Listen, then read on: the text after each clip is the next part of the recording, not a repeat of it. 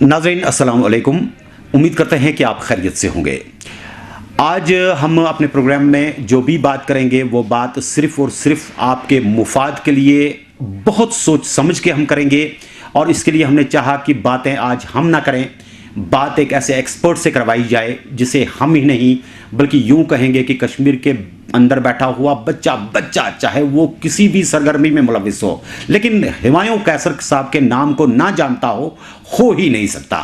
क्योंकि all India radio के अंदर बेशतर ऐसे प्रोग्राम जो मुमकिन ही नहीं थे किसी दौर में कि शुरू हो सकते हैं, इन्होंने नौजवान पोद के लिए इसलिए शुरू किए थे कि नौजवान पोद न सिर्फ खेल के मैदानों में बल्कि उसके साथ साथ अपने मुस्तकबल के हवाले से सही तयन कर सके।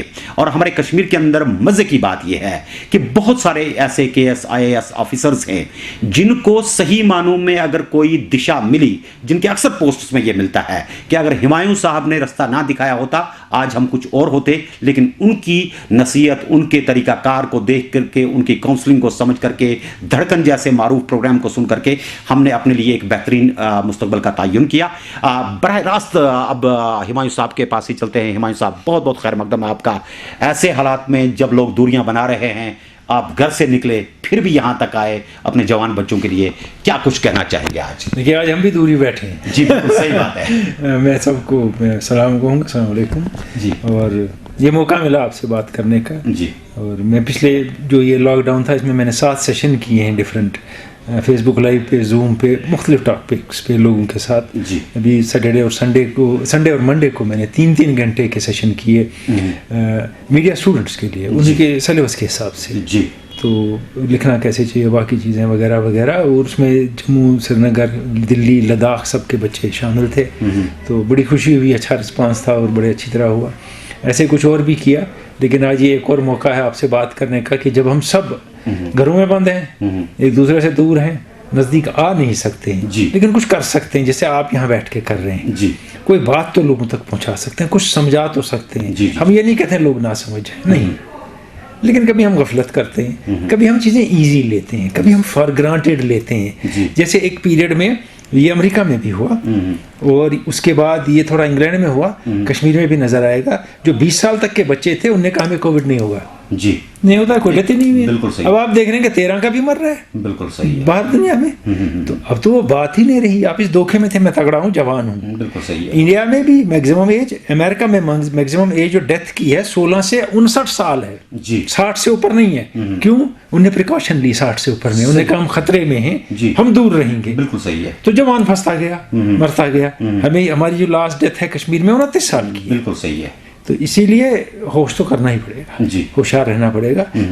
चीज़ें बदल रही हैं, अडेप्ट करना पड़ेगा। हुमायूं साहब, आपको इसलिए मैंने बुलाया क्योंकि लोग सही मानों में जब आज घर के अंदर बैठे हैं, तो अब शायद मुझे लगता है कि जैसे कॉलेजेस में जाते थे, यूनिवर्सिटीज़ में जाते थे, बाज़ारों में जाया करते थे, अपने अहबाब के साथ बैठा करते थे, तो बड़ा कुछ सोचा करते थे कि कल की डेट में ऐसा करेंगे। अब जो कुछ भी करेंगे घर के अंदर से बैठ करके अगर अच्छी तरह से सोच करके निकलेंगे तो कुछ शुरुआत कर सकते हैं। सबसे पहले तो आप अपने जवानों को क्या कहना चाहेंगे कि अब वो क्या करें? पहले काउंसलिंग दिया करते थे आप, तो कश्मीर यूनिवर्सिटी के अंदर है, सेंट्रल यूनिवर्सिटी के अंदर है, आप किसी बड़े सेमिनार में हैं, जवानों की एक बड़ी तादाद है, आपसे पूछ रही है सर मेरा मुस्तकबल है, मेरा 12th हो गया, मेरा ये है, अब मैं ऐसा करूं, अब क्या करें? देखिए, अभी एक बात है कि मैं अपने घर में भी जो देख रहा हूँ हाल, जो मेरे बच्चे हैं उनका हाल भी एक तंग माहौल में आ गए हैं जी। तंग 2 चीज़ों से, एक तो तंग आ गए हैं, दूसरा माहौल स्क्वीज हो गया है जी उनके लिए जी, जी, जी, कमरे वगैरह ऊपर नीचे। अगर आप देखेंगे जो स्कूल का बच्चा है कश्मीर के, वो पिछले साल अगस्त से आज दिन तक 14 दिन स्कूल गया है। क्या बात है, सिर्फ 14 दिन कैलकुलेटेड है जी। तो उस 14 दिन में वो घर तो बैठना नहीं चाहता है। सही। 12वीं तक के बच्चे के पास एनर्जी है, दौड़ भाग करनी है, दोस्तों से मिलना है, फुटबॉल को किक मारनी है, कुछ करना है, कुछ नहीं कर रहा है। सही है। तो एक तरह का इनडायरेक्ट डिप्रेशन हो रहा है उसको जी। बिल्कुल सही है। वो परेशान है। यहाँ थोड़ा घर वालों का भी रोल होता है कि घर वाले समझें उसकी ये सिचुएशन। उसको एक तो सारे टाइम हम नहीं कह सकते पढ़ो, सारे टाइम टीवी भी नहीं देख सकता। बिल्कुल अब वो मोबाइल पे रहता था, अब वो उससे भी तंग आ रहा है। सही है, मोबाइल से। बिल्कुल क्योंकि वो क्या करेगा रोज सुबह शाम इसी के साथ रह के। तो हमको उसको हैंडल करना है बड़े डेलिकेटली बच्चे को, क्योंकि वो डॉक्टर बताएंगे, माहिर बताएंगे मुझसे बेहतर, लेकिन वो एक किस्म के, क्योंकि मैं समाजात से बहुत मेरा ताल्लुक रहा है, एक किस्म के वो डिप्रेशन में जा सकता है, एक किस्म का वो। फिर उसके बाद क्या होता है, उसके बाद जब ऐसी सिचुएशन में बच्चा आता है, फिर जो उसके रिएक्शन होते हैं वो एबनॉर्मल होते हैं जी, उस पर वो और डांट खाता है। तो एक तो मसला ये है, वो जो बच्चा अपनी जगह है, जितनी भी जगह मिलती है उतनी कुछ फिट रहने की कोशिश करे। अगर शाम को अपने मोहल्ले में, कॉलोनी में अकेला मास्क पहन के पैदल चल सकता है 1-2 किलोमीटर तो चले। रोजे हैं, सुबह शायद ना जा सके, अगर नहीं तो रोजों के बाद सुबह जाए 5 बजे। सड़क पे कोई नहीं होता है, मैं भी जाता हूँ, आजकल भी मास्क पहन के जाता था मैं रोज़ों से पहले। सड़कों पे 5-6 किलोमीटर चल लिए आदमी। ये चलना, ये एक्सरसाइज बहुत ज़रूरी है बच्चे के लिए, इस उम्र में, यूथ के लिए। और उसके बाद पढ़ेगा वो, क्योंकि पढ़ना मजबूरी है, एग्ज़ाम लिए जाएंगे कह रहे हैं, और एग्ज़ाम लिए जाएंगे, पढ़ाया ना पढ़ाया। एग्ज़ाम आजकल जे कश्मीर में लिए जाते हैं इसलिए कि अगली क्लास में चढ़े, पढ़ा चढ़ने से कोई ताल्लुक नहीं है उसका, कि वो पढ़ा या नहीं, दिखा दिया कि हमने पास करा दिया बच्चों को। तो उस केस में उसको तैयारी करनी होगी, एग्ज़ाम के लिए तैयारी करनी होगी, और बहुत टाइम है, धीरे धीरे भी कर सकता है तैयारी। और अगर वो डिपेंडेंट रहा कि मेरी जूम क्लास होगी और इंटरनेट क्लास होगी इसी पे, वो 2G पे वो चलती नहीं है ठीक। बिल्कुल सही है, बड़ी दिक्कत है, रेयरली चलती है, किसी इलाके में भी चलती है। हाँ, और कुछ इलाके हैं जहाँ पर तो बिल्कुल ही नहीं चलती। और देखिए शायद साहब एक चीज सोचने की है, हमने फॉर ग्रांटेड ले लिया दमाल हाजीपुरा का, उड़ी का, बांडीपुरा के रिमोट इलाके का बच्चा इतना पैसे वाला है, उसके पास स्मार्टफोन है, हमने पढ़ा लिया। उसके पास नहीं है स्मार्टफोन, सही है, किसी के पास फोन ही नहीं है, सही है, कोई एक्सेस ही नहीं है फोन का। और आप कहते हैं नहीं इसे तो पढ़ सकता है, हम तो क्लास ले ली। कौन सी क्लास ले ली आपने? उस बेचारे ने तो कुछ नहीं सीखा। फिर दूसरी बात है वो नेटवर्क नहीं है, नेटवर्क में रोज डिसरप्शन है, तो इसलिए तो ऐसी इस पे डिपेंड नहीं रह सकता। उसको आपस में ही एक दूसरे से फ़ोन पे बात करके, अपने टीचरों से बात करके, घर में अगर कोई गाइड कर सकता है उसके साथ मिल के, फिर साथ में ये भी है कि आसपास में स्टूडेंट एक दूसरे के साथ रहते हैं, शेयर करके, वो शेयरिंग का बहुत मामला है इसमें, इनडायरेक्ट शेयरिंग का।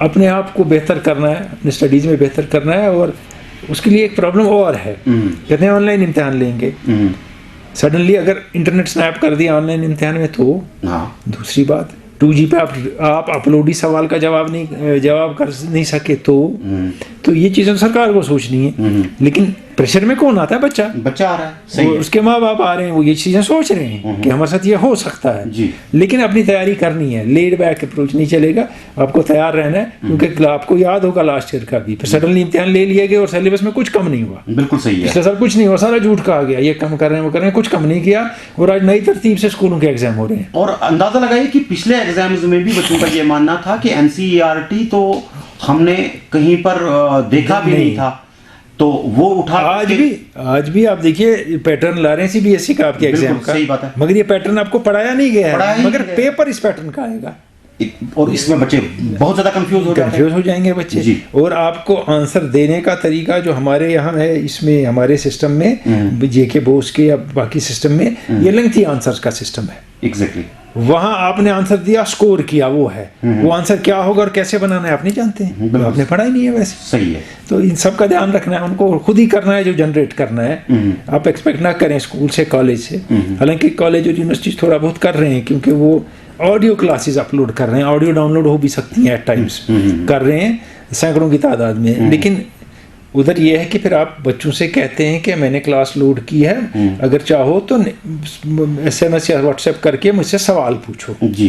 लेकिन हमारे बच्चे किसी टीचर से सवाल नहीं पूछते, पूछ ही नहीं रहे हैं। सही बात है, बड़ी वो रिएक्ट ही नहीं करते। और कमाल ये है, मैंने ये भी सुना टीचर से कॉलेज के, कि बच्चे कहते हैं हम ये नहीं सुनेंगे, आप ऐसे ही बता दीजिए ना। अरे आपको 6-7 मिनट का ऑडियो मिला टॉपिक पे, आप 50 बार सुन सकते हैं, सही है, उसको घर में नहीं, आप ही बता दीजिए ना। ये अप्रोच तो सही नहीं है। सही है, तो इसमें पेरेंट्स का क्या रोल बनता है? अब देखिए, अब सारे पेरेंट्स पढ़े लिखे भी नहीं है, ये भी एक बात नहीं है। और हर आदमी सब्जेक्ट नहीं जान सकता है, पढ़ा लिखा भी। अच्छा, अब जो आपके सब्जेक्ट्स भी हैं, बड़े अजीबोगरीब सब्जेक्ट आ गए हैं, इसमें ऐसे टॉपिक्स आ गए हैं जो मुझे लगता है कि हमारी जनरेशन के लोगों को शायद समझ में ना आए। नहीं, क्योंकि अब नया तरीका है, तर्ज़े अमल बदल गया है। जी, सही है।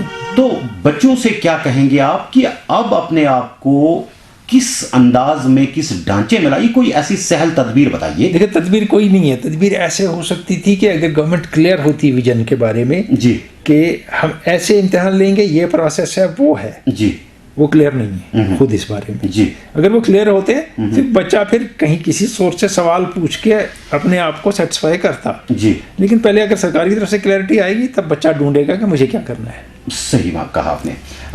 हिमांशु साहब, पिछले दिनों हमने देखा कि कई हमारे जो जवान बच्चे हैं, आपने देखा होगा कि यूनिवर्सिटी के बारे में बताया गया या फिर सेंट्रल बोर्ड के कुछ इस तरह के एग्ज़ाम्स होते हैं, सेंट्रल यूनिवर्सिटीज़ के कुछ एग्ज़ाम्स होते हैं जिनके बारे में कुछ अपलोड किया गया।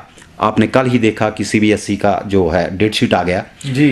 तो कुल मिलाकर के जो इम्तिहानात की तैयारियां हैं या जिस अंदाज में अब एग्ज़ाम्स होंगे, बाहर तो कम से कम 4G है, बाकी चीज़ें हैं, आपस में मशावरत हुई है। हमारे पास 3 महीने का लॉकडाउन तो हम इसे नहीं गिन सकते, हम तो इसे 7 महीने का लॉकडाउन कहेंगे क्योंकि एक लंबे लॉकडाउन से हम आ रहे हैं, क्योंकि उसमें इंटरनेट भी नहीं था, उसमें आपका वैसे भी फ़ोन नहीं चल रहा। तो यहाँ के बच्चों के मुस्तकबल को 2021 के शुरुआत में या जो आने वाला तनाव है उसको आप किस के बीच में देखते हैं? देखिए, थोड़ी इस मामले में बहुत मुश्किल है।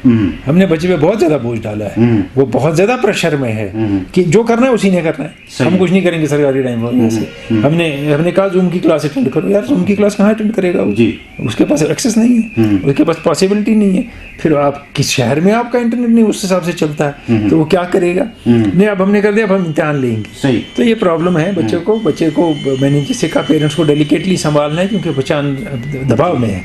बच्चे को दबाव में से निकालने के लिए उसके साथ जोर जबरदस्ती नहीं करनी है जी। आपको भी अगर एक तो पहले ही वो प्रेशर में है, उसके बाद आप जोर जबरदस्ती करेंगे, इसमें 2 चीज़ें होते हैं, एक वायलेंट रिएक्शन होता है, दूसरा ये होता है वो छोड़ ही देता है, मैं नहीं करूँगा, जाओ क्या कर लोगे? सही है, नहीं करूँगा, क्योंकि किसी तरह वो एक रास्ता ढूंढता है भागने का जब वो प्रेशर में ज़्यादा आता है। कहीं से तो आप उसके प्रेशर को कम करें और वो घर वालों को करना पड़ेगा। सही है। तो हिमांशु साहब, अब चूँकि जैसे आपने देखा कि आज जहाँ हमें स्टूडियो में ये रिकॉर्डिंग करनी चाहिए थी, क्योंकि स्टूडियो के इक्विपमेंट से आप ज़्यादा वाकिफ़ हैं, जो आपकी माइक्स हैं वो 10 लोगों को लगती हैं, जो आपका लेपल है वो 10 हाथों के बीच में जाता है, सही है। और उसके बाद जो कैमरा 3 लग रहे हैं या 4 लग रहे हैं, वो कहाँ से कहाँ मूव कर रहे हैं, आपके साथ कितने लोग कैसे बैठे हैं, किस जगह पे आप बैठे हैं। अब हम भी बाहर के ऑडियो को भी बर्दाश्त कर रहे हैं। सही बात, मतलब कहीं पर ऑडियो लीक भी हो रहा है। सही है कि कुछ कर नहीं सकते, कुछ नहीं कर सकते। एक नेचुरल एक कमरे में बैठ करके हम प्रोग्राम कर रहे हैं। हालांकि कई लोग मुझे पूछते हैं कि आप स्टूडियो से प्रोग्राम क्यों नहीं कर रहे हैं। असल वजह से वो वाकिफ नहीं है, दरअसल बड़ी बदकिस्मती है। हिमांशु साहब, चूंकि इस वक्त कई लोग हैं, कई जवान हैं या कई ऐसे इदारे हैं, मैंने देखा कि कम से कम कोविड-19 जब से शुरू हुआ तो इदारा जाती माहौल पर एक बड़ा फ़र्क पड़ना चाहिए था, उनमें एक तब्दीली आनी चाहिए थी अपने तर्ज बयान में, अंदाज में, क्योंकि बहुत लोग घरों के अंदर हैं, सीधे साधे हैं, बिल्कुल बहुत सीधे साधे हैं, एकदम आंखें मूंद करके भरोसा कर लेते हैं। ऐसे इदारों से, ऐसी चैनल से, ऐसे व्हाट्सएप ग्रुप से, ऐसे FB यूज़र्स से क्या कहना चाहेंगे आप कि आज की डेट में आपका फ़र्ज़ क्या था, आप कर क्या रहे हैं?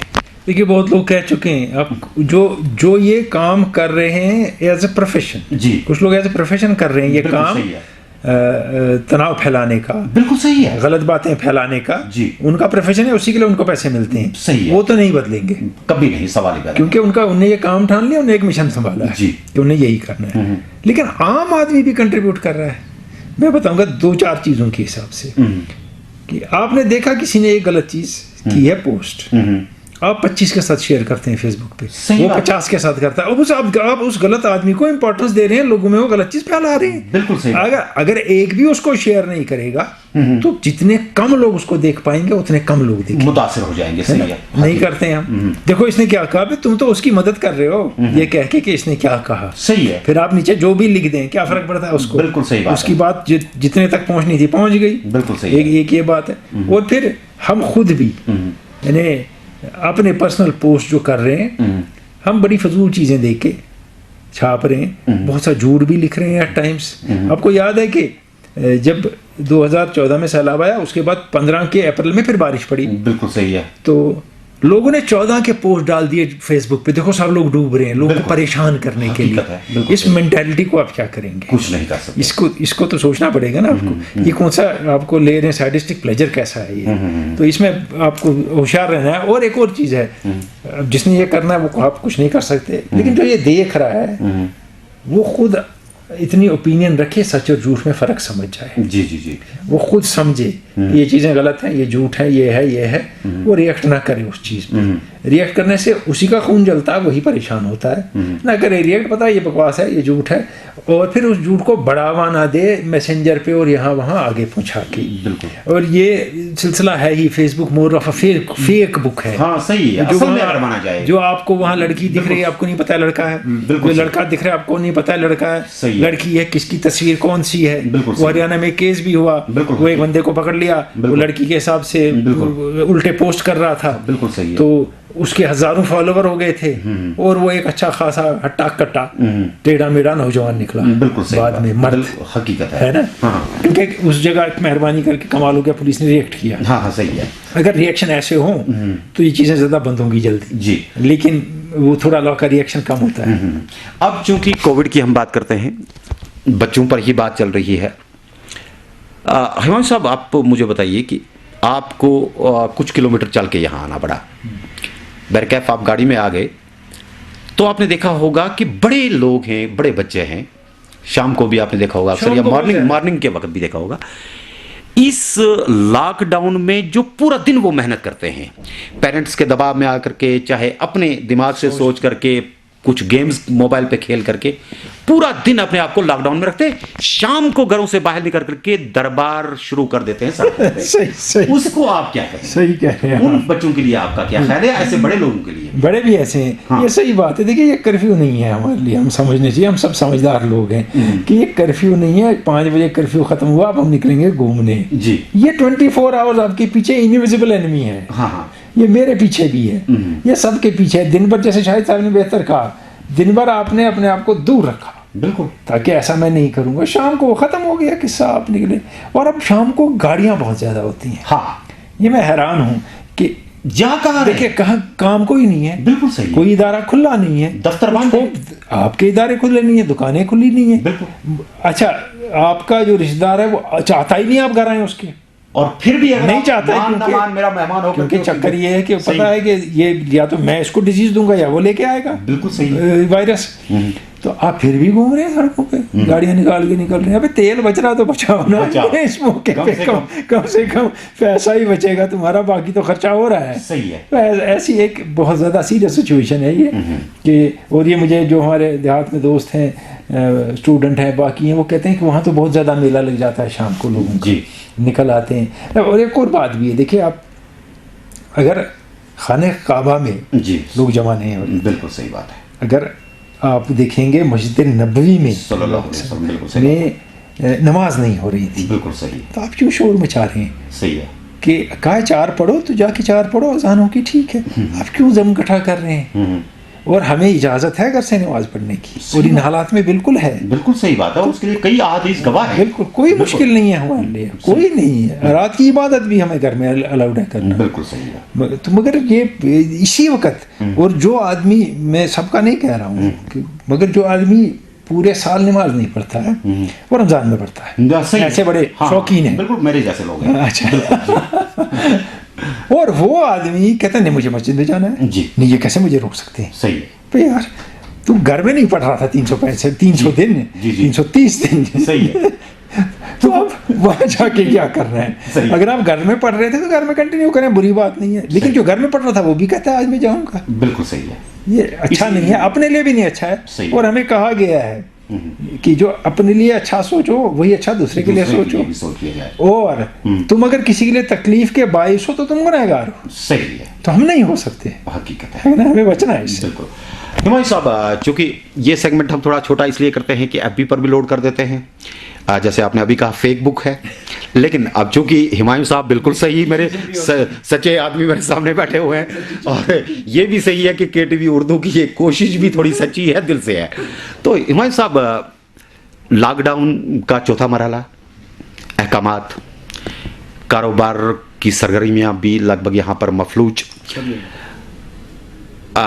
दूसरे प्रोग्राम में हम कोशिश करेंगे आपसे बात करने के लिए कि इक्तिसादी जो नुकसान हो रहा है हमारे कश्मीर का और फिर पूरी दुनिया का, हिंदुस्तान का, बाकी जगहों का। लेकिन इस प्रोग्राम के अंत पे मैं आपसे पूछना चाहूँगा कि जो हमारे मखलूकुल हाल लोग हैं उनके नाम पर भी कई इदारे इस्तेसाल कर रहे हैं। चूँकि आपने रेडियो के अंदर बहुत सारे फलाही प्रोग्राम भी चलाए, बहुत सारे ऐसे नशरियात भी चलाए कि कई लोगों ने कहा कि हम सही मानों में प्रैक्टिकली रो पड़े सुन के। हुमायूं साहब, आज आप कैसर कलंदर साहब की उस ज़ात को जो अपने कलाम के अंदर, जो अपनी शख्सियत के अंदर एक बड़ी बड़ी मिसालें दिया करते थे कि कैसे इस दुनिया के निज़ाम को हमने चलाना है, कैसे अपने छोटे हमसाए, पड़ोसी, दोस्त, रिश्तेदार को चलाना है, क्या पैगाम होगा आपका बहसते उस कोच के, बहसते उस रणजी प्लेयर के, बहसते उस टीम लीडर के जो जाकर के वर्ल्ड कप तक को कवर करके आए, दुनिया घूम के आप आ गए, लेकिन जब हम कश्मीर के अंदर घूमते हैं तो हमारे ज़मीर को घुमाने के लिए आपके पास कोई नुस्खा है? देखिए, पैगाम की बात नहीं करूंगा मैं, मगर आप सही कह रहे हैं कि बहुत से इदारे हैं जिन्हें इस्तेजाल भी किया, बहुत से लोगों ने झूठी तस्वीरें लगा के पैसा जमा किया, और ये साल भर भी चलता रहता है। इसी में नहीं चल रहा है, ये वैसे भी चलता है। बीमार की तस्वीर लाई, वो उसका बच्चा ही नहीं होता है, और साथ में उसके साथ फोटोशॉप करके अपने आप को रोते दिखा दिया तो पैसे जमा कर लिए। लेकिन एक बड़ी ख़ास बात है, आपको मैं बताऊँगा शाहिद साहब, बेहद सरगर्मी से लोगों ने मदद की है, लोगों बहुत ज़्यादा इसका कोई हिसाब ही नहीं है दिल से। सही है। मसाजिद के थ्रू, इदारों के थ्रू, इंडिविजुअली, बिल्कुल सही, लोगों ने ग्रुप्स बना के, बिल्कुल जिसकी जितनी चली, हाँ, और कश्मीर में ये बहुत कर रहे हैं लोग, बहुत ज़्यादा।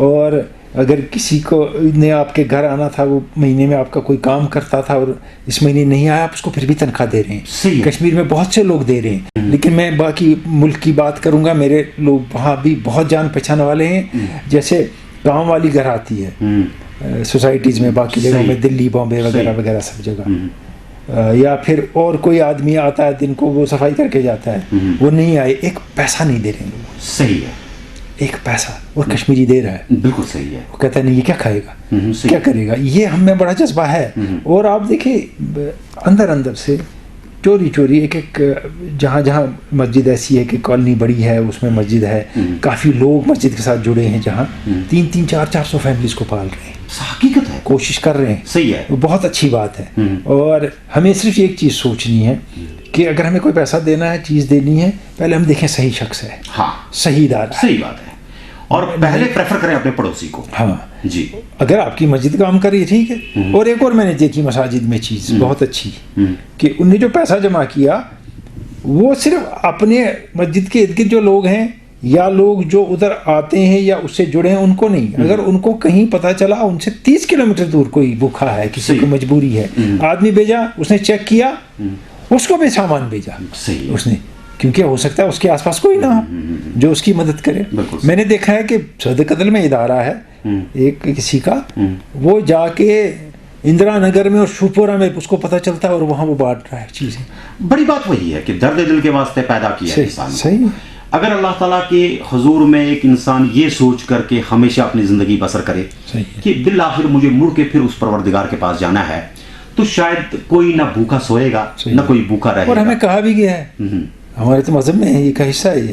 अब एक चीज़ यहाँ सोचें हम, लोग कहेंगे मैं सरमन दे रहा हूँ, मैं सरमन नहीं देता हूँ। मैं एक इदारे से जुड़ा हूँ जिसने पहली बार ऑल इंडिया ज़कात फंड शुरू किया है, जी, एसोसिएशन ऑफ मुस्लिम प्रोफेशनल्स। जी, वो सिर्फ वो लोग हैं जो पढ़े लिखे काबिल अक्रॉस वर्ल्ड मुसलमान हैं, या कोई कम्युनल ऑर्गेनाइजेशन नहीं है। ठीक है, वो लोगों को स्किल ट्रेनिंग देते हैं, बच्चों के लिए जॉब मेले करते हैं, ऑनलाइन पढ़ाते हैं, बाकी चीज़ें करते हैं। उन्हें ऑल इंडिया ज़कात फंड शुरू किया। क्या बात है कि हम सारी ज़कात एक जगह जमा क्यों ना करें। अगर हमारे यहाँ कोई ज़कात का सिस्टम होता जहाँ हम एक जगह जमा करते होते, आज आपको ये बात कहनी नहीं थी ना मुझे कहनी थी, कहने की जरूरत, हम सबके पास पैसा वहाँ जमा होता और जब मर्जी जिसको दे करोड़ों रुपए होते। बिल्कुल सही। हम आप 70 लाख मुसलमानों की बात कर रहे हैं। सही है।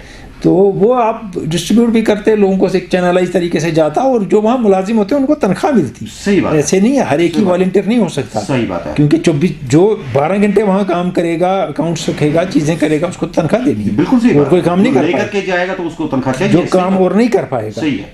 मगर हमने कोई इदारा ही नहीं बनाया। डेढ़ की मस्जिद। जाते जाते एक बात बताऊंगा आपको, जब जवाहर नगर में हम रहते थे तो जवाहर नगर में ईद की जो नमाज थी वो म्यूनसिपल पार्क में होती थी जी पूरा जवाहर नगर आता था उसी बड़ी पार्क में सही वो मेला वो समा आलिम लोग आते थे क्या बात है तकरीर करने हम हमारी प्रॉब्लम ये है कि हम इमाम को कहते हैं ये मौलाना है वो नहीं वो इमाम है वो नमाज पढ़ाने के लिए मौलाना अलग चीज़ होती है बिल्कुल सही बात है वो आते थे तकरीर करते थे दिल खुश होता था 1,500 आदमी जमा है जवाहर नगर की पार्क में फिर लोगों ने देखा ईद पे पैसा भी जमा होता है सब देते हैं कुछ कुछ किसी के लिए उन्होंने कहा ये तो एक ही जगह जाता है सारा सही है अब हर मस्जिद में अलग नमाज होती है बिल्कुल सही बात है 40 आदमी 100 आदमी 50 आदमी हालांकि इसके लिए कुछ शराइत थे हम खैर मजहबी मुल्ला तो है नहीं कल को हमें लोग टैग कर देंगे क्योंकि आप ही ने कहा कि फेसबुक के ऊपर फतवे बड़े जल्दी मिल जाते हैं तो बैरकैफ अल्लाह ताला हमें उन फतवों से महफूज रखें हिमायू साहब आप यहाँ पर आए बहुत अच्छा लगा और जवान तबके को शायद अब ये लगा होगा कि आज हिमायू साहब भी कह रहे हैं कि चलो यार आज तक तो हम अपने बैट अपने बाल को बांटा करते थे वर्दी को बांटा करते थे आइए आज अपनी सोच को बांट लें मोहल्ले के अंदर 4 बच्चे हैं थोड़े 2 काबिल हैं 2 के पास थोड़े रिसोर्सेज हैं वो उनके पास लैपटॉप भी है उनके पास फ़ोन भी है दूसरा है उसके पास कुछ नहीं है खुदारा जैसे हम अभी ज़कात की बात करते बाकी चीज़ों की बात करते थे ये भी बहुत बड़ा सदका है कि अगर आप अपने इल्म को बांट करके अपने पड़ोसी को भी अपने साथ पढ़ाएं और एक खूबसूरत मुस्तकबल के लिए कश्मीर की खिदमत करें आने वाले कल में यही जो आपका पड़ोसी है हो सकता है ये किसी बड़े ओहदे पर बैठा हो वो अपने अंडर आने वाले लोगों की भी उसी अंदाज में मदद करेगा क्योंकि वक्त पे उसकी मदद हो गई होगी तो इस दुआ के साथ कि आप सभी खुशहाल रहें हिमायू साहब आप यहाँ आए आपने वक्त दिया और बहुत अच्छा लगा मज़े की बात है कि दूसरे शुमारे में हम कुछ स्पोर्ट्स पे बात करेंगे आने के लिए बहुत बहुत शुक्रिया मेहरबानी बहुत बहुत शुक्रिया चलिए नाज़रीन अपना बहुत ख्याल रखिएगा इजाज़त दीजिए खुदा हाफिज़